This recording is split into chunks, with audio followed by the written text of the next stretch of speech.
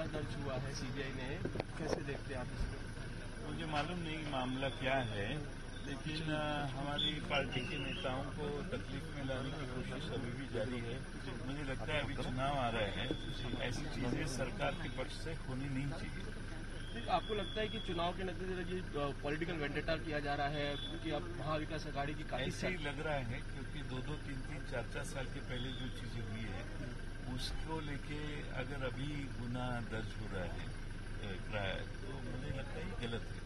Sir, Anil देशमुखांच्या विरोधामध्ये गुन्हा दाखल केलेला आहे निवडणुकीच्या तोंडावरती, कसं बघताय? बऱ्याच 3 वर्षापूर्वी 4 वर्षापूर्वी ज्या घटना घडल्या त्याविषयी आता गुन्हे दाखल करणं हे योग्य नाही आणि 3 वर्ष लोक झोपलेली होती का, हे चुकीचं झालं आणि हे अत्यंत चुकीचं काम होतं। सर, जयदीप आपटेंना अटक केलेली आहे, पण कुठेतरी संजय राऊत म्हणतात की त्याला जामिनाची जी आहे ती आधीपासूनच तयारी केलेली होती कोर्टामध्ये।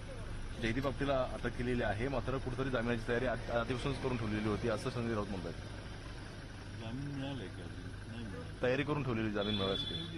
काय त्याचं संरक्षण करण्याचं काम सरकार करेलच, पण सरकारचा मित्र आहे ना जयदीप आपटे, त्यामुळे सरकारने त्याला काम दिलं। सगळ्या छत्रपती शिवाजी महाराजांच्या पुतळ्याची बाबतीत ज्या काळज्या घ्यायच्या त्या साध्या काळज्या पण सरकारने घेतल्या नाही। छत्रपती शिवाजी महाराजांचा पुतळा कोसळला म्हणजे महाराष्ट्राचा स्वाभिमान कोसळला। महाराष्ट्र कधी याला माफ करणार नाही आणि जयदीप आपटेसारख्या अपरिपक्व कलाकाराला हे काम दिलं ही चूक देखील याच सरकारची आहे।